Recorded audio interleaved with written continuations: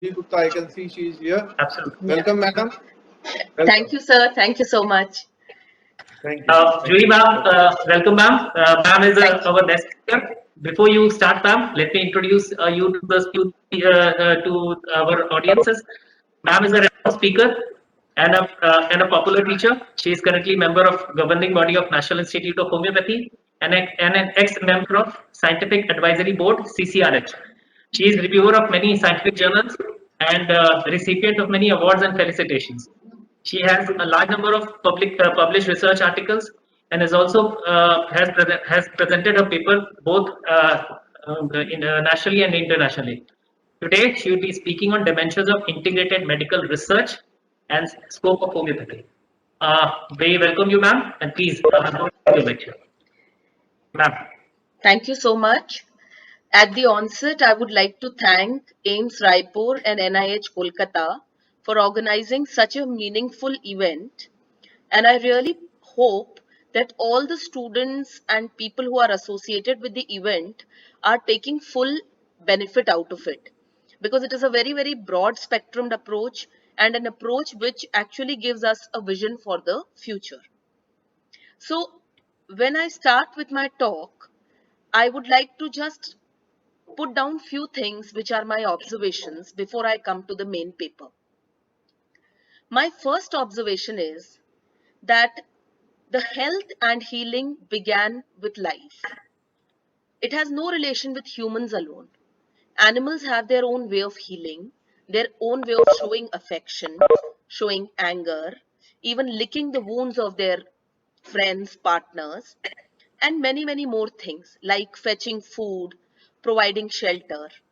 So let us understand that healing, health, caring, wellness, all these are integral parts of life and they have come with life. Now, when we come to humans, as far as my knowledge exists, Bharat is the oldest civilization of the world. Besides this, we have few important civilizations like the Chinese, the Greek, the Mesopotamian, all of which are similar to ours. And if we look back, not the current Europe is a very lately developed civilization. So if we look at the birth, the lifestyle, and the existing practices in these old civilizations, we will find that for all these, health, healing, everything was a very, very social subject. If a girl is not very happy in her in-laws family, the Vaidya or the Chikitsak, the healer, knows. So he will ask the in-laws to send her to her parents for a few days. This was psychological healing. If there is some genetic disease or some disease which is existing in many generations in any particular family, the person who is fixing marriages will tell them that no, it is not advisable for you to marry your girl there. The Gotra system. So these are just one or two examples from the millions of examples which we have. So the first thing which we have to understand is that we are just shedding the dust from the existing knowledge. And when we talk about research, research means to move ahead from what we already know. So the first thing is that the present knowledge and the possibility of application of this present knowledge or the exploration of this present knowledge to make a better tomorrow should be the entire idea of any medical system. Now, we talk of the dimensions of integrated medical research. This topic itself is wonderful. I mean, I think we can have a 3-day full workshop on it, and we should invite people from philosophy, even from philanthropy, and people who are great thinkers to talk about this because the dimensions are endless. There was once an article which I read while reading History of Medicine some 20 years back, which said that man gave birth to diseases by preserving food. It was little surprising for me, so I went deeper into the article. I realized it was written that agriculture was never a source of disease unless we started producing more than what we required. That is, we started storing. And the moment we started storing, these carbohydrates became the food for the bacterial colonies. And the first bacteria was identified in potato, which was the first crop. So, a very unbelievable dimension is our inherent desire to snatch and capture things beyond our requirements. That is one very important cause of disease, suffering, illness, and even imbalance in this earth. So, now coming to my topic straight, I will be covering it in some half an hour. I would request you to please put up the first slide. What I've tried to put in this presentation is, Ashutosh, it is not some problem in taking the font. This must be a problem with the font, ma'am. Okay, check out, check out. Otherwise, I'll open my file and it'll go on. You can. Okay, the Ma'am, you can. consequent slides are also not opening. No problem, no problem. I have my present. और अब कैसे जाऊंगी next slide? Click on this. Okay. Click. Okay, so integrative healthcare. We are talking about integrative healthcare, and what I wanted to highlight was that integrative healthcare is being talked about globally for the last at least 2 decades. And there are a lot of good systemic reviews that have been published by L. Shivers, that is Science Direct, on integrative healthcare. Now, I have tried to extract 2 or 3 definitions which I found very meaningful in the present context. For example, this one says that it is the combination of an interdisciplinary, non-hierarchical blending. Non-hierarchical is very important because it tells us that at some point of time, one system will be at a higher hierarchy, and at the other point of time, some other system will be at the higher point of the hierarchy, because integration doesn't mean giving all the medicines together for the same condition or practicing, which Dr. Naveen was calling cross-pathy. Integration is not cross-pathy. Integration is identifying the merits and limitations of each system, applying each system in its appropriate potential, and utilizing its merits to achieve the best results for the benefit of the individual. So the central person, or in the center of the entire approach is the person who's being benefited by the treatment. And so here it says non-hierarchical blending of both CAM and conventional medicine, that is the modern medicine in today's terms, that employs a collaborative team approach guided by consensus building, mutual respect, and a shared vision of health through a partnership of patient and practitioner. So interesting. This is homeopathy. Partnership of patient and practitioners to treat the whole person by synergistically combining therapies and services in a manner that exceeds the collective effect of the individual practice. So when my friend first shared the article which had this definition, I asked him to quote an example of this kind of an integrative healthcare. He said, if a 6-month-old child presents to you with dehydration, in that case, if you are providing the child with your medication and the child is getting benefited, but the child is not accepting anything orally at all, you provide a supplementation in the form of a drip, and side by side, you provide him some applications of naturopathy which enhance his absorption in the abdomen. Then this will be an integrative healthcare approach. Definitely, it was a good example. Another good definition of integrative healthcare says, medicine that re-emphasizes the relationship between patient and physician and integrates the best of complementary and alternative medicine with the best of conventional medicine. Again, it says that we have to identify our merits, identify our limitations, and come together in such a way that we form a complete whole together. lot of mention about integration of medicine, and the success of integrated medicine in terms of China has been published globally. We should appreciate them because Chinese have never left their basic medical practice.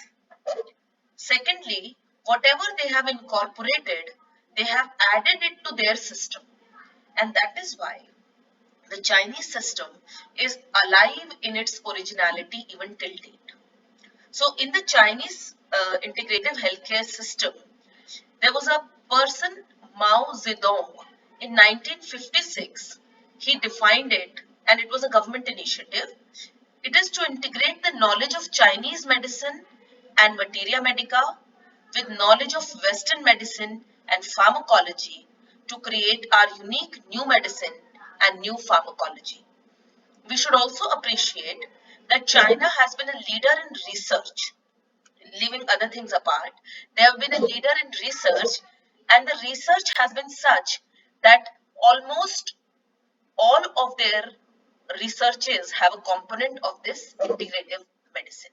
So it is an eye-opener for us. We should learn it, I guess. And whenever I'm talking about integrative medicine here, I think mentioned the word Ayush instead of homeopathy. Reason being, we are talking about integration. Definitely we are going to be experts of homeopathy, but when we are integrating, I cannot integrate. Ahem integrate nahi hota. To integrate, we have to kneel down, and all of us have to kneel down, and that is very important to bring about an effective integration. Now, there are a few terms which I want my listeners to understand and to actually understand the difference between them, because we often use them synonymously, which is wrong. Medication is providing a drug or a medicinal substance to supplement the needs of the person. Medication is only a part of management. Medication is not an essential component of management. It may be required, it may not be required. When we talk about pathies, allopathy, homeopathy, Ayurveda, or any other system, then medication is the only factor which differentiates. So the difference between all the systems of medicine, when we are talking about integration, so integration has to occur at the level of the medication part. Because somebody is writing something, I don't know what. Anyways, second part is the management part. Now the management is when we deal with the person in need of healthcare services in totality. That is, it will be a management of the external and the internal environment. And this external and internal environment will be handled. Just give me 1 second, please. Hello. नहीं, मैं तो बोल रही हूँ भैया.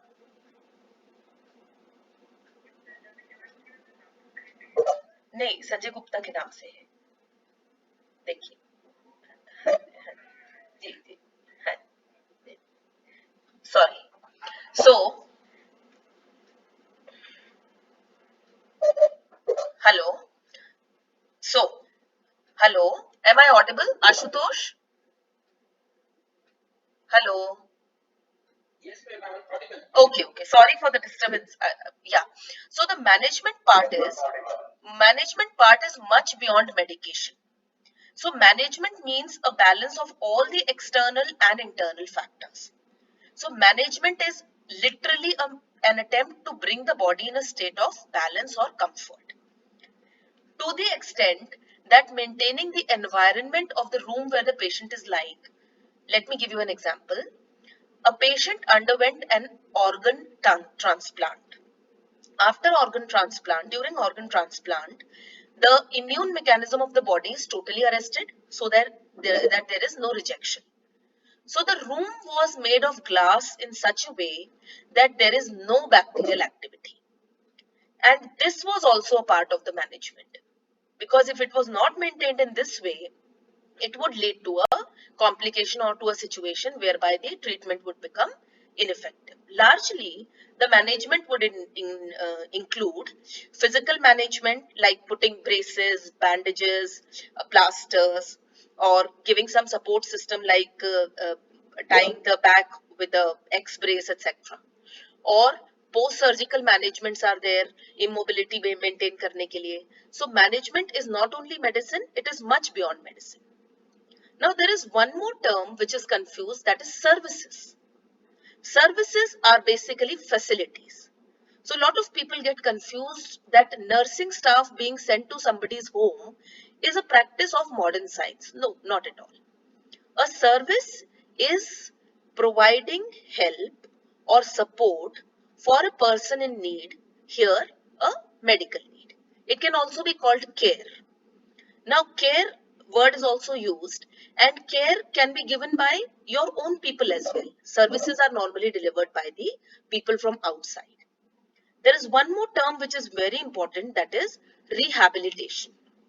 Rehabilitation means after the person has taken treatment, the person has to be brought back into his or her natural environment.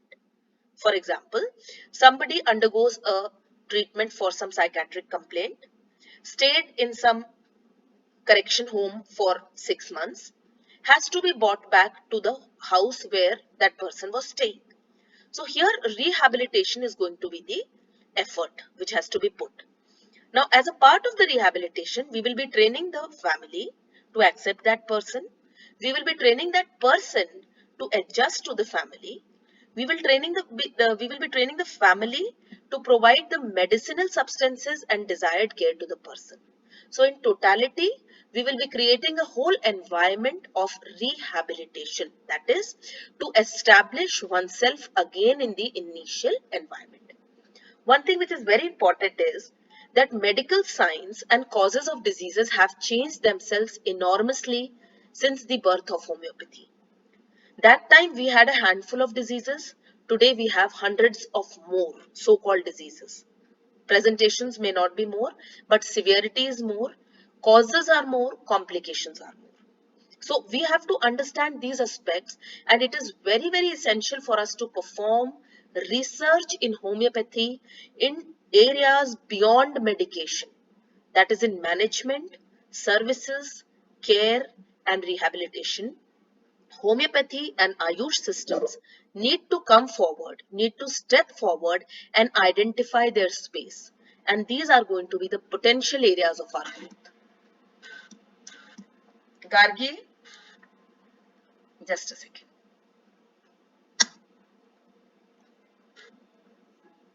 It's just a second. I'll just put the second slide.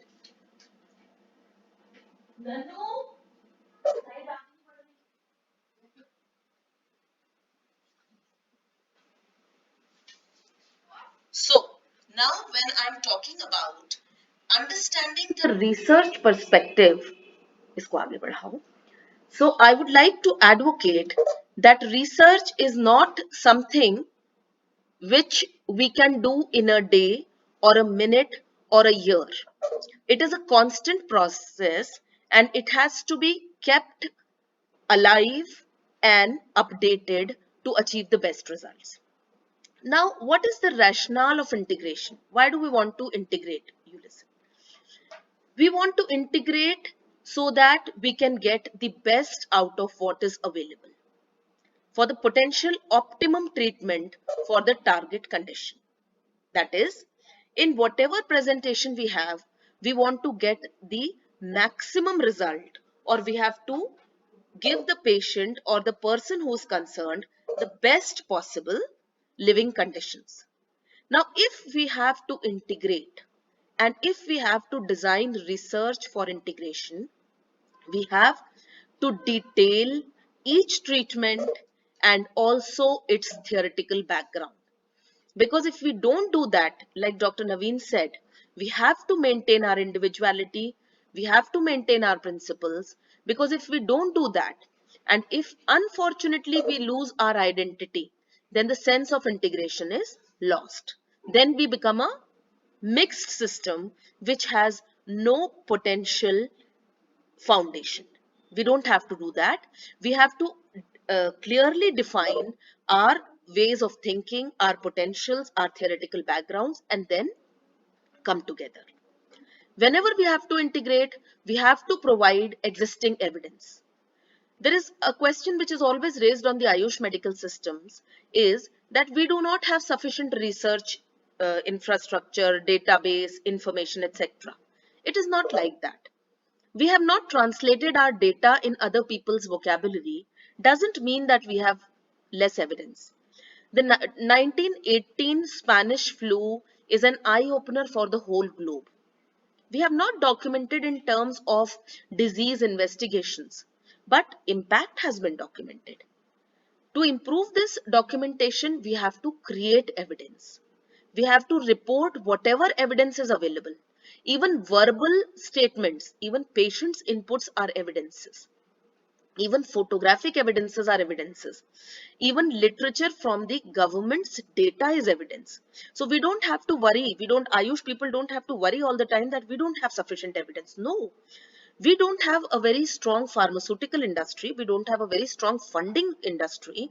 Doesn't mean that we don't have evidence. But remember, we have to quote evidence whatever we have. Even Dr. Hahnemann, who was such a great researcher, he wrote everything. If we read his lesser writings, we come to know that he was a super scientist. He wrote every line which he observed and felt. And every line written by him is an evidence, unless and until proved wrong. Next, we have to provide details of safety of single and combined treatments if available. Okay, so single treatments in homeopathy, we have drug proving, we know. We already do the safety analysis. Combined treatments in case of palliative care, if they have been adopted, there are a lot of doctors who are documenting.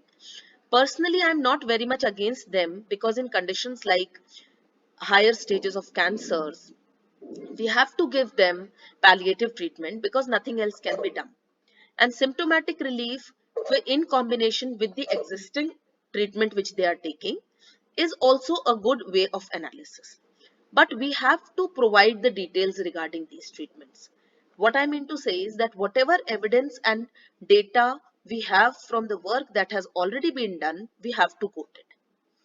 Now, this point is very, very important. Design components should be justified by pragmatic trial design approach.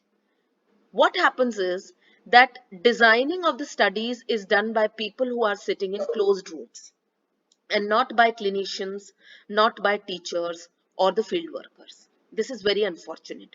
So pragmatic trial designs, which are actual trial designs, जो धरातल पर असल में समस्याएं आई, जिन चीजों को complete करने में जो चैलेंजेस आए, वो pragmatic designs होते हैं. So we have to design our studies, our researches in a very, very pragmatic manner and not in a theoretical manner. One of the very important cause of failure of our studies is a non-practical designing attitude, mostly because it is done in closed rooms.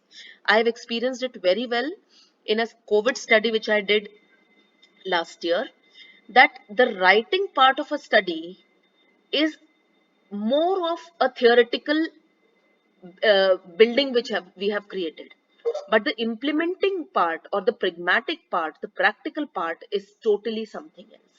So we have to be very cautious about it.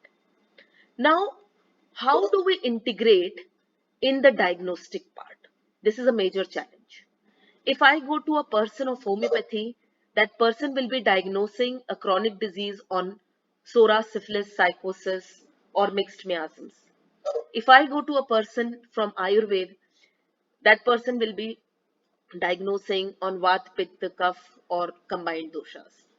Or if I go to Unani, then they have one more phlegm. Besides Vat, Pitta, Kapha, they have one more, they have urine. Fourth component is urine. If I go to a person of modern science, their diagnosis is purely based on the investigative presentations. So the most difficult part of integration would be the diagnostic integration. So here the bottom line is that every system of medicine has to somehow come closer to the others in translating the meaning of their diagnostic interpretations. And that we have to do some way, somehow. I have tried to do it to some extent in my clinical practice in terms of Ayurveda, and I have been successful. Now, one thing which is very, very important is that we have to identify the crux, that is, crux of curing or suppressing in all except emergency cases. It means that we have to use these diagnostic integrative methods to understand our approach is for curing or for suppressing. Leave apart emergencies where we have to save lives. Let us leave them apart. But when we bring these diagnostic integrations together, which is going to be the most challenging, most difficult part, we will come, if we do it truly, we will come to a deduction that this will lead to application of Ayush medical systems in almost all of the lifestyle disorders, all the disorders at the preliminary stages, except for the emergency cases where we will allow the suppressing or the palliative part. In order to make our researches more efficient, in order to design more integrated approaches, we have to do a very thorough analysis of the existing models. And the thorough analysis has to be done of all systems in individuality and in combination as well.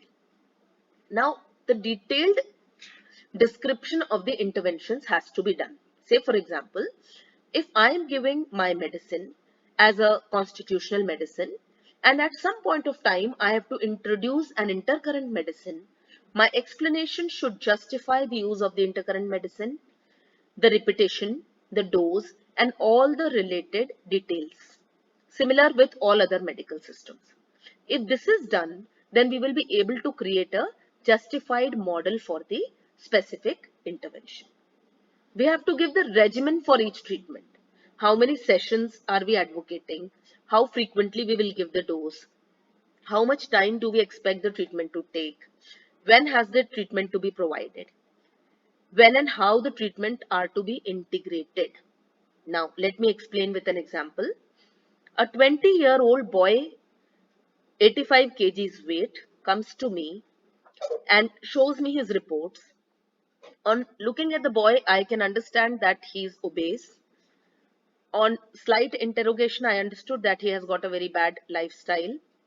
On looking at his reports, I could see that the lipid profile is showing imbalance, the liver function is altered, ESR is raised, and HbA1c is borderline. We can call it pre-diabetic.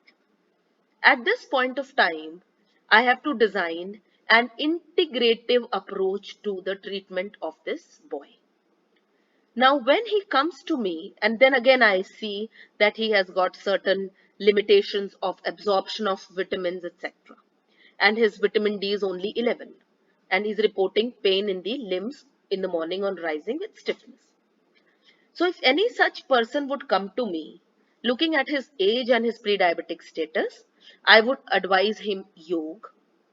I would advise him my treatment for bringing his body in balance as a complete single drug approach. But definitely, to start with, I will advise some amount of vitamin D supplementation so that he is able to overcome the pain in the extremities along with the stiffness in the morning. Along with this, I will also advise him to go for some massage or treatment like naturopathy so that the absorption and metabolism at his internal body level also improves. So something like this, an integrative approach has to be taken up. I have to do constant follow-ups. I have to design a treatment pattern for him. I have to say what I'm going to observe after 15 days, what I foresee in this case. If this is not achieved, what do I do? To bring his weight down, I have to suggest him certain diets, which again come in Ayurveda, which again come in naturopathy to a very large extent. If there are any other complications like lower back pain, severity is there, unbearable it is, then I will advise him because of obesity. Central obesity is largely associated with lumbar pains. So I will advise him to put a lumbosacral belt, and if required, I will allow him to put some local anesthetic or local painkiller gels, only so that he can perform his normal activities. So something like this has to be worked upon. Now, Once we have integrated, we assume that we have integrated all the sciences, we have made a very, very justifiable approach, we have all become very true and we are writing things as they are, then we need to see things in the following headings. Was our approach holistic? Are we covering the whole person in totality? Is our system of practice or the integrated approach already having some evidence or is supported by certain evidence? Is the treatment optimum, that is paryapt, as per requirement? It should not be less than optimum, because if it is less than optimum, we might delay the repair process. The patient might suffer, he might start developing anxiety, he might even have certain episodes of sleeplessness. Effectivity of the treatment, then what is the response of the body's healing power? This can be done with assessments. There can be certain survey forms, there can be certain questionnaires, there can be certain variations in the amount of medicines and supplementations which we are giving to assess the innate healing response. The safety of the drugs. If a girl comes to me, if one of my students, they do come, they bring TSH 18, 19. I can't say that don't take thyroxine. I have to tell them that you continue with thyroxine, start with my treatment, join the yoga, and after 1 month, come to me. And then alternate days, if suppose she is taking 50 mg, 2 days 50 mg followed by 25 mg. 2 days 50 mg followed by 25 mg. If she keeps stable after a month, then alternate days 50 and 25. So this is the tapering approach. So in order to have a safe approach, this kind of a management is required. Then a very important part is the collaborative approach. What has to be done? Very well, food has been documented for thyroid disorders. Food has been documented in Ayurveda for the young girl. What she should eat, what she should practice, what she should eat during her menstrual cycle, how should her behavior be, what kind of physical activities she should do, and the cost effectivity of the integrated treatment as well, which is going to be definitely much better than the non-integrated approach. Now I come to the most vital part of my presentation, which is the scope of homeopathy in research based on integration. Now I have just put down the points, the headings under which the Central Council for Research in Homeopathy is doing the research activities. The reason being, as of now, none of us is going beyond the CCRH, and so it is good enough to follow the description of the CCRH on this. So there are largely two types of researches which are going on. Few are the researches which are integrative, few are homeopathy specific. So what does this mean? It clearly means that if we want to survive, if we want to grow, we have to improve our system, that is specific researches, and we have to integrate with other systems, that is the integrative researches. We have understood it very well. Secondly, another important point which I would like to say is that our system is not a very old system. And our system is not a very, we should say, evolved system also in terms of engineering, in terms of usage of surgical machinery, in terms of usage of diagnostic techniques. So somewhere we have scope on both the sides. We need to learn from the past, from the older schools also, and we need to incorporate into the most modern techniques also to be more effective. If we look at the integrative aspect of scope of homeopathy in research, we see that clinical verification research is done. That is, if a particular research has taken place, it can be verified and re-verified at many, many more places unconditionally. That is, if I have done a research on one particular area, any of you can also perform the same research. You just have to quote my research, you can repeat it. So this is replication of research, which leads to verification. That is kind of validation that yes, it is true once and always. In new clinical areas, say for example, new diseases, new presentations, we have clinical research. Let me give you an example. Onset of type 2 diabetes in very young age is a very potential area of clinical research globally. Some 25 years back, type 2 diabetes used to be an adult onset diabetes, some 40-45 years of age and beyond. Today, at 18-16 years of age also, we have patients with type 2 diabetes. So this is a potential area of clinical research. Here we have to integrate collaborative research. I am doing the clinical part. One other hospital, which is a modern medicine hospital, is doing the analytical part. And a third body, which is a research body, is evaluating our practices. Three of us are together performing a single research activity, and all the three of us are performing specialization of our time. Public health programs. Now we know public health is a very wide area. In malaria, say for example, every state has got its own standard treatment and prevention strategy for malaria. Here, adjuvant homeopathy in Madhya Pradesh, a study has come up and published internationally, and we have as an add-on contributed enormously to the prevention of malaria. Epidemic research, like we are doing in COVID.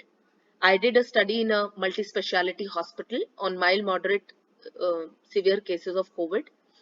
So the standard treatment was only azithromycin, vitamin C, zinc, calcium, and nothing else.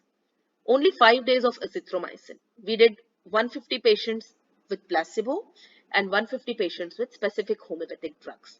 And we have given very good results. 2 days time to recovery has improved. In this crisis time, when the total hospitalization is 10 days, we are giving a recovery of 2 days. 20 hours fever clearance has reduction in homeopathy group. So these are very major findings. We have a higher 55% of our homeopathy group were having pneumonia as compared to 43% in the non-homeopathy group, but the results were better in the homeopathy group. So this is the scope of homeopathy in research, endless scope. You have to think of it, and the best part with homeopathy is that you don't have to do disease research always. You can do symptomatic research. You can do post-treatment researches. You can do attitudinal researches. You can do surveys. You can do acceptance studies. You can do analysis of certain en masse preventive which you have given, or any outreach programs you can design. You can do all these things in integration. If we come to the specific part where only homeopathic research is required, that is drug proving, but the sources of drug can be from other medical systems also, tautopathic. That we should do. Because when Dr. Henneman was giving birth to homeopathy, that time the causes of disease were not so elaborate. Today, preservation in food is a cause. Uncontrolled use of medicines is a cause. Uncontrolled use of chemicals is a cause. So drug proving should enormously increase. We should come up with new drugs. Drug standardization, so that the question of having different arsenic 30 samples from every company is fought off. Fundamental researches. Fundamental researches include researches on physics, chemistry, biology relating to homeopathy. Like Dr. Khudabaksh has done a study on the presence of particulate substances in homeopathic drugs. He encapsulated the homeopathic drug with a fluorescent radioactive substance and suspended it into the body and studied its route, even though it is beyond Avogadro number. Dr. Jayesh Bellare has been contributing to these fundamental researches, chemistry based. He is from IIT Mumbai. You all must have read. Surveys, collections and cultivations of medicinal plants are again homeopathic. And then there are specific public health programs which can be individually homeopathic. Say for example, there is a belt which has got deficiency in calcium content in their soil. So we can give them a supplementation program with homeopathy. So what I wanted to say in my entire talk was that the dimension of research is endless. Dimension of homeopathy in research is also endless. Need of today is to realize what are your merits, where do we fit, what are the specific areas we should design as specialized areas, where we should intervene, how we should make the records, and whatever data which we have collected, how we should use it to improve our performance tomorrow. So my earnest submission to the entire fraternity would be to emphasize on the existing knowledge, to identify the potential areas where we can grow later on, to design, monitor, and improve yourself constantly so that we are able to give a very effective integrative approach to research. Thank you so much for your patient listening. Thank you so much.